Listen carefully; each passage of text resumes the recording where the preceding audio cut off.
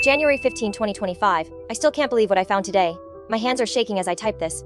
After 7 years of marriage, countless rejection letters, and Jordan's constant reassurances that the right opportunity will come along, I discovered the truth by complete accident.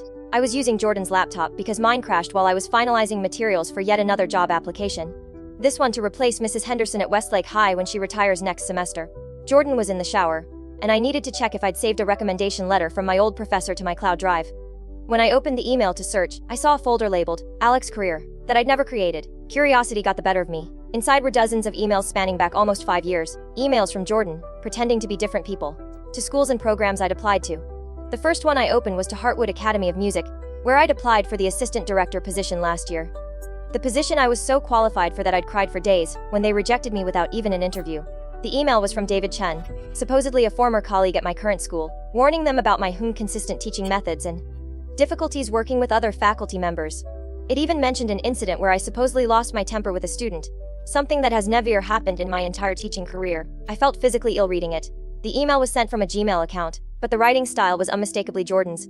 The same slightly formal tone, the same tendency to use however, instead of but, the same pattern of putting commas before every end.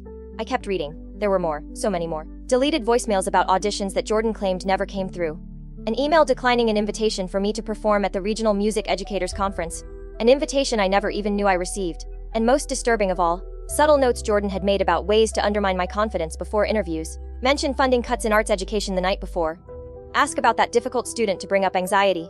Suggest black outfit makes her look tired.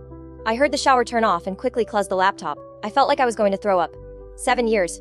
7 years of Jordan telling me how talented I was. How I just needed to keep trying, how the music education field was so competitive. 7 years of watching my confidence slowly drain away as rejection after rejection piled up. 7 years of believing I wasn't good enough. How do I even confront this? What do I say? Hey, I saw you've been systematically destroying my career while pretending to support me. I can't process this. The person who held me when I cried after each rejection was the one who engineered those rejections in the first place. I need to think. I can't stay in this house tonight. I'm gonna call Taylor. January 28, 2025. It's been almost 2 weeks since my world imploded. I'm writing from Taylor's guest room, where I've been staying since that night. I still don't have answers that make any sense. When I confronted Jordan that night, the response was everything and nothing I expected. First came denial. Complete shock that I would accuse them of such a thing. Then, when I mentioned the specific emails I'd seen, the story changed. I was trying to protect you? Jordan said, tears streaming down their face. You take rejection so hard. Some of those positions would have been terrible for you. The hours, the pressure. I was saving you from disappointment. When I pressed about the fake negative references, Jordan claimed to only have done that once or twice, for positions that would have taken you away from me, as if sabotaging my dream jobs was some twisted act of love. The worst part was how Jordan kept twisting my memories, making me question everything. Remember how stressed you were during your first year teaching? You told me yourself you weren't ready for more responsibility. Did I say that? Maybe once, after a particularly hard day, but not as a life philosophy. Jordan made it sound like I'd been the one holding myself back all along. I called Taylor that night, barely able to speak through my tears.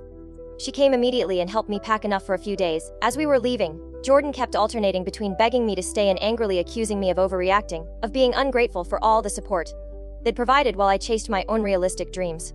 The next day, Taylor admitted something that hit me like another betrayal. She'd had suspicions about Jordan for years.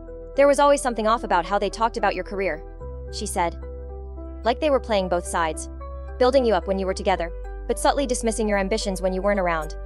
I just didn't want to interfere in your marriage without proof. I've spent the past 2 weeks not just crying and processing. I've been investigating. After that initial shock wore off, something hardened in me. I started methodically documenting everything I could remember about past rejections and opportunities that mysteriously fell through. I created a spreadsheet tracking every job application from the past 5 years, noting which ones Jordan had shown unusual interest in or had discouraged me from pursuing. Yesterday I called Dr. Marcus at the State University Music Department, a position I was rejected from 3 years ago after being told I was a finalist. I was direct. I have reason to believe someone may have sabotaged my application by providing false information. Would you be willing to check if you received any concerning communications about me? After some hesitation, he confirmed they had received an anonymous email questioning my commitment after I'd allegedly withdrawn from a previous position. Something that never happened. When he forwarded me the email, I recognized Jordan's writing patterns immediately. I've contacted 3 other institutions so far. 2 have confirmed similar interference. I'm not just collecting this information to wallow in what could have been. I'm building a case. Jordan doesn't know it yet, but I'm not going to let them control the narrative any longer. Each confirmation of their betrayal feels like retrieving a piece of myself that was stolen. I've spent the past 2 weeks digging deeper, contacting places I'd applied to over the years. 3 have confirmed receiving negative references from supposed colleagues. One administrator even forwarded me an email from Jordan, using their actual work email this time, asking about my application status and mentioning concerns about Alex's readiness for such a position, as if they were doing it out of care. Last night, I sat at Taylor's piano. The first time I've played since discovering the truth. I found myself playing Chopin's Nocturne in C minor, that haunting piece that always felt like it was carrying some unnamed grief. My fingers remembered every note, even as my mind struggled to comprehend how the person who vowed to be my partner had been my saboteur all along. I don't know who I am anymore. If I'm not the repeatedly rejected, perhaps mediocre music teacher that I've believed myself to be these past years, then who am I? What might I have achieved if Jordan hadn't been systematically destroying my opportunities? Riley is coming over tomorrow. They've been my best friend since college, before Jordan, before all of this. I need someone who knew me when my passion for music wasn't tinged with disappointment and doubt. March 12, 2025. I found the smoking gun today. The final piece of evidence that made my decision crystal clear. For the past month I've been in limbo, staying at Taylor's, attending weekly therapy sessions, and occasionally meeting with Jordan in public places to discuss our future. Jordan has been pulling out all the stops, tearful apologies, promises to support my career, for real this time, even scheduling couples therapy appointments without consulting me. Part of me has been wavering, wondering if 7 years of marriage is worth trying to salvage. Then today, I received an email from Dr. Eleanor West at the Hartwood Academy of Music. Yes, the same prestigious academy that rejected me last year based on Jordan's fake reference. She was following up on a conversation we supposedly had last month about the associate director position that had opened up unexpectedly. A position they had offered me. A position that, according to her records, I had declined via email stating I had accepted another opportunity. I never received that offer. I never declined it. I never even knew about it. I called Dr. West immediately and explained the situation as calmly as I could. She was understandably confused but agreed to forward me the email thread. There it was, an email from my personal account which Jordan had access to, politely declining the position that would have been a dream come true. The position I've been working toward for years. I didn't call Jordan right away. Instead, I spent the afternoon preparing. I backed up all the evidence I'd collected over the past 2 months. The forwarded emails, the testimonies from administrators, the patterns of interference I'd documented. I even recorded a voice memo on my phone, outlining exactly what I wanted to say and the answers I needed. This wasn't going to be another emotional confrontation where Jordan could manipulate my feelings or twist my words. This time, I was going in with a strategy. I confronted Jordan tonight. I couldn't wait for our scheduled coffee meeting tomorrow. I went to our house. It still feels strange to call it, or house, when I haven't lived there for weeks, and found Jordan preparing dinner, acting as if this was just another day. I didn't waste time with pleasantries. I placed my laptop on the kitchen counter, opened to a document I'd prepared with all the evidence chronologically arranged. I need you to explain something, I said, my voice steadier than I expected. I've been offered the associate director position at Hartwood Academy, the one I applied for last year. Except according to Dr. West, I declined it. Using my email account, Jordan started with the usual denials, but I cut them off. Before you say anything else, you should know that I've been in contact with 14 different institutions I've applied to over the years. 11 have confirmed receiving negative references or communications about me that I never authorized. 4 have provided me with copies of those communications. I scrolled through the document, showing Jordan the evidence I'd compiled. This isn't about saving our marriage anymore. I continued, starting the voice recording app on my phone discreetly. This is about me understanding the full scope of what you've done, so I can begin to repair the damage to my career and my self-confidence. I need you to tell me everything, Jordan. Every email, every call, every opportunity you stole from me. I didn't waste time with pleasantries. I showed Jordan the email from Dr. West and demanded an explanation. What happened next was unlike anything I've ever experienced. Jordan completely broke down. Not the calculated tears I'd seen before, but a total collapse. Between sobs, the truth finally came out. Jordan had abandoned their own music career years ago due to stage fright and deep-seated feelings of inadequacy. Watching me pursue my passion with determination had initially been inspiring, but as I began to gain recognition in our local music community, something dark had taken root in Jordan's mind. I couldn't stand the thought of you succeeding where I had failed. Jordan confessed, voice barely audible. Every time you got excited about an opportunity, I imagined you leaving me behind, realizing I wasn't good enough for you anymore. The most chilling part was how methodical it had been. Jordan described starting small, accidentally, forgetting to tell me about a phone call here, misplacing an invitation there, and watching my confidence slowly erode. As I became more dependent on their emotional support, the sabotage escalated. We might have continued this awful conversation indefinitely, but then the front door opened. Frances, Jordan's mother, used her emergency key to enter, concerned because Jordan hadn't answered her calls all day. She walked in on Jordan mid-confession, heard enough to understand what was happening, and stood frozen in the entryway, her face a mask of shock and dismay. Frances has always treated me like a daughter. She's been our biggest cheerleader, attending every local performance I gave, proudly introducing me as her talented daughter-in-law. Watching her world crumble as she realized what her child had done was almost as painful as my own discovery. Is this true? She asked Jordan, her voice barely above a whisper. Have you been sabotaging Alex's career all this time? Jordan couldn't even look at her. The silence was confirmation enough. I left them there, mother and child, in a tableau of disbelief and shame. I walked out of the house that had been my home for 7 years, got into my car, and drove to the small lake at the city park. I sat there until sunset, watching the light change on the water, playing Debussy's Clair de Lune. In my head, that piece that always felt like liquid moonlight, beautiful but untouchable. I realized something as I sat there. I've been living in a marriage built on quicksand. Every supportive word, every comforting embrace after rejection, every "you'll get them next time," had been part of an elaborate lie. How can you rebuild trust when the foundation was never solid to begin with? I'm filing for divorce. The words feel strange to write, but the decision itself brings an unexpected sense of peace. I choose truth over comfortable lies. I choose myself. May 5th, 2025. I signed the lease on my new apartment today. It's a small one-bedroom on the 3rd floor of an old converted factory building downtown. The floors are scuffed hardwood, the kitchen barely fits a mini refrigerator, and the bathroom sink drips unless you twist the handle just right. It's nothing like the meticulously decorated house Jordan and I shared. I love it completely. The first thing I moved in was a digital piano I bought secondhand last week. It's not the baby grand we had at home, but when I play it, the sound is mine alone. No one is listening from the next room, mentally cataloging my mistakes or subtly suggesting I might be practicing too late. When I'm in the flow of a difficult piece, the divorce proceedings are moving forward. Jordan didn't contest anything once they realized I had evidence of the career sabotage. Our mediator's eyes widened when I presented the documentation. She's probably never seen a case quite like ours before. We're selling the house and splitting the proceeds. I didn't ask for alimony, though my lawyer said I could have a strong case for it. I just want a clean break. The hardest part has been explaining the situation to friends and colleagues. How do you tell people that your supposedly supportive spouse has been secretly undermining you for years? Most people respond with disbelief, then awkward sympathy. A few have subtly implied that I must be exaggerating or that there must be two sides to the story. Riley has been my rock through all of this, fiercely defensive when others question my account and patient when I need to process the same painful realizations over and over again. The most unexpected development has been my relationship with Frances. She called me a week after that terrible night and asked if we could meet. I agreed, though I wasn't sure what to expect. We met at a quiet cafe, and she brought a thick envelope with her. Inside were programs from my performances going back to college, newspaper clippings mentioning my students' accomplishments, even a recording of me playing Rachmaninoff at a faculty recital years ago. "I want you to know that my support was never fake," she said, pushing the envelope toward me. "I've always believed in your talent, Alex. I'm so sorry for what Jordan did to you." She told me she started therapy to understand how she might have contributed to Jordan's insecurities and competitive nature. She asked if I would be willing to maintain some kind of relationship with her, separate from Jordan. I'm still figuring out what that might look like. But her acknowledgement meant more than I expected. I've been doing more than just settling into my new place. I've been systematically rebuilding my professional identity. Last week, I created a professional website showcasing my performance videos, teaching philosophy and student testimonials. I reached out to my network of music educators, connections I'd let fade under Jordan's subtle discouragement, and scheduled coffee meetings to re-establish those relationships. Yesterday, I performed at the Downtown Arts Collective's monthly showcase. I chose Beethoven's Sonata No. 17, The Tempest, a piece I'd always loved but had convinced myself was beyond my technical abilities. As my fingers navigated the turbulent first movement, I felt something shift inside me. The technical challenges that once seemed insurmountable now felt like a language I was fluent in. When I reached the final movement, with its perpetual motion and emotional intensity, I wasn't just playing the notes. I was telling my story through Beethoven's. The standing ovation afterward wasn't just affirming, it was transformative. "Your interpretation was extraordinary," said an older woman who approached me afterward. She introduced herself as the director of the community music school. "The way you handled the emotional contrasts.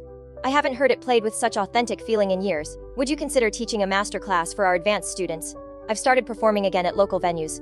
Nothing prestigious, just open mic nights at coffee shops and wine bars. Last week, I played Bach's Prelude in C major, that piece that always feels like the musical equivalent of clear, flowing water. A woman approached me afterward and asked if I give private lessons. I do now. I have 3 students already, with 2 more starting next week. There are still moments when doubt creeps in, when I wonder if I'm really as talented as I once believed, or if I've missed my window for the career I wanted. But then I remember that I never actually failed on my own merits. I never got the chance to succeed or fail based on my own abilities. That realization is both heartbreaking and strangely liberating. Tonight, I'm gonna order takeout from that Thai place Jordan always claimed gave them indigestion. Another lie, I now realize it. Pour myself a glass of wine, and play music until my neighbors complain. This small apartment with its drafty windows and temperamental plumbing is the first space that's truly been mine in 7 years. Every note I play here belongs to me alone. June 20, 2025. I didn't wait for Hartwood Academy to contact me again. 3 weeks ago, I emailed Dr. West directly, attaching a comprehensive portfolio of my work, recent performances, teaching samples, and a detailed curriculum proposal I developed for integrating performance psychology into music education. I explained my situation frankly. My previous application was undermined by false references, and a subsequent offer was declined without my knowledge. I believe my qualifications merit reconsideration, and I'm prepared to demonstrate my abilities at your convenience. Dr. West responded the next day, expressing both sympathy about my situation and interest in my curriculum ideas. She invited me to campus for an informal discussion that turned into a 3-hour conversation about the future of music education. By the end, she asked if I would consider applying when the associate director position opened again, which she mentioned might happen sooner than expected. I didn't leave it to chance. I followed up our meeting with a detailed email outlining specific contributions I could make to their program, based on research I'd done into their current curriculum. I also arranged to perform at a chamber music series where several Hartwood faculty members would be present. I selected a challenging program of Brahms and Debussy that showcased both technical precision and emotional depth, qualities I knew Hartwood valued in their faculty. I received an email from Hartwood Academy of Music today. The associate director position has opened up again. The person they hired after I declined has accepted a position at Juilliard. West remembered our conversation from March and reached out to ask if I would be interested in interviewing. I sat staring at that email for a full 5 minutes, my heart pounding in my chest. This was the opportunity that Jordan stole from me, the position I had been qualified for all along. I called Riley immediately, needing someone else to confirm this was really happening. Apply right now, they said without hesitation. Don't even finish this call. Hang up and send your materials. So I did. I updated my resume, polished my personal statement, and recorded new performance samples. I sent everything off before I could second-guess myself. The interview is scheduled for next week. This afternoon, I met Taylor for coffee and shared my news. She hugged me so hard I could barely breathe. I always knew you were meant for more than that high school position, she said. Even when you started doubting yourself, I never did. On my way home, I ran into one of my former colleagues from the high school. She mentioned they still haven't filled Mrs. Henderson's position, the one I was applying for when I discovered Jordan's betrayal. For a moment, I felt a pang of regret, wondering if I should have pursued that safer option instead of aiming for Hartwood again.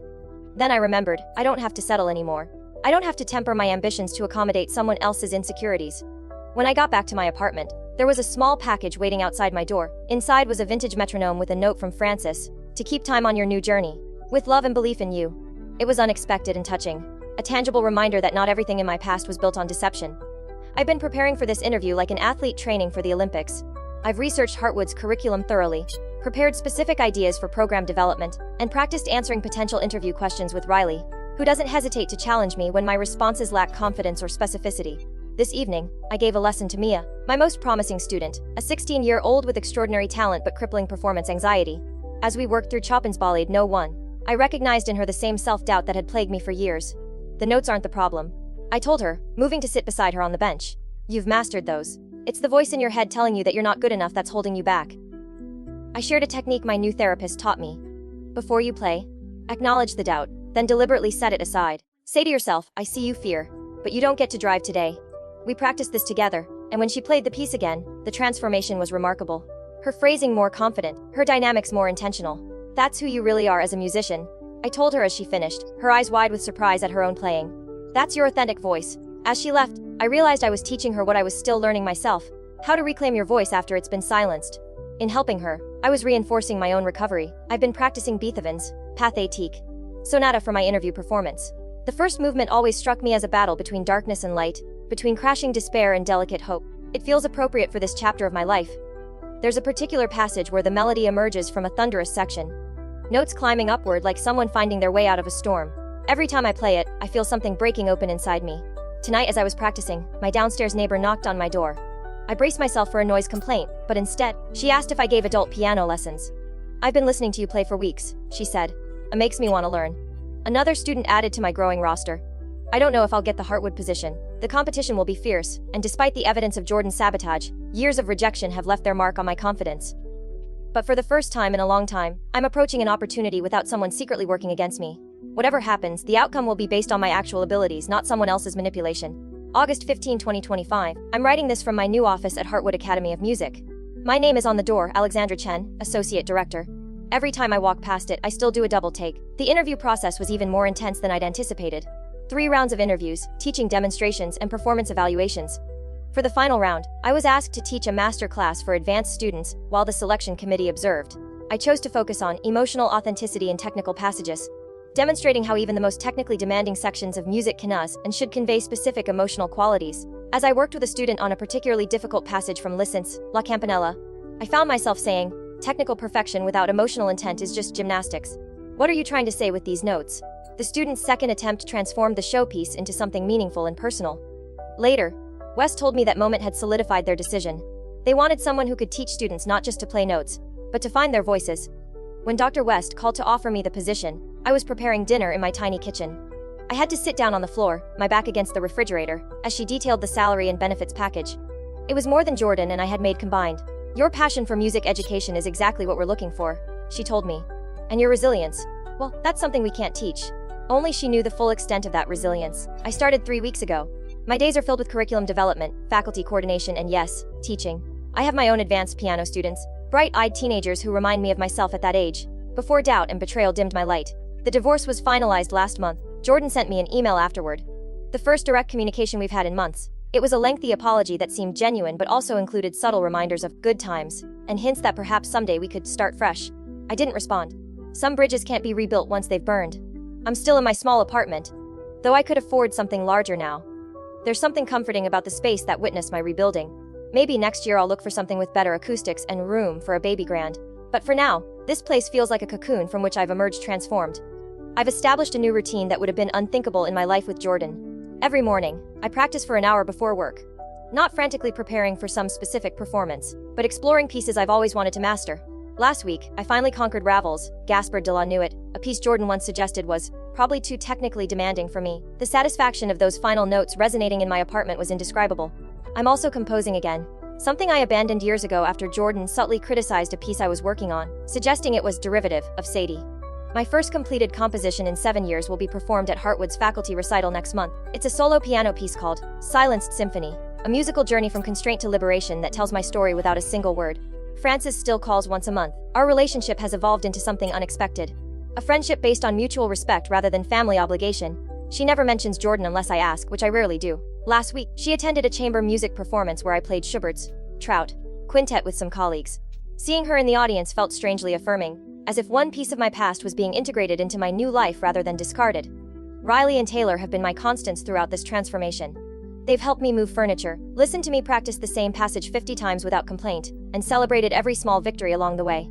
Last weekend, the three of us went hiking in the mountains, something Jordan always claimed to enjoy but mysteriously found reasons to avoid. Standing at the summit, watching the sun set over the valley, I felt a sense of expansion that went beyond the physical vista before me. I received an unexpected email yesterday from a former student, one who studied with me during those years when my confidence was at its lowest. "You changed my life," she wrote. "Even when you didn't seem to believe in yourself, you never stopped believing in me." Her words hit me hard. Somehow, even when Jordan was systematically dismantling my self-worth, something authentic in me still reached others. That's the thing about finding your voice after it's been silenced. You discover it was always there, waiting. The notes were always inside me, even when I couldn't hear them clearly. Tonight, I'll practice the Chopin ballet I'm teaching tomorrow. Open the windows to let the late summer air flow through my apartment, and maybe start sketching ideas for my next composition. My life isn't perfect. I still have moments of doubt, still flinch sometimes when I receive an email from an unfamiliar address, still occasionally wake from dreams where I'm searching for something I've lost. But now I know my voice is my own. My music is my own. My life is my own, and no one can silence me again.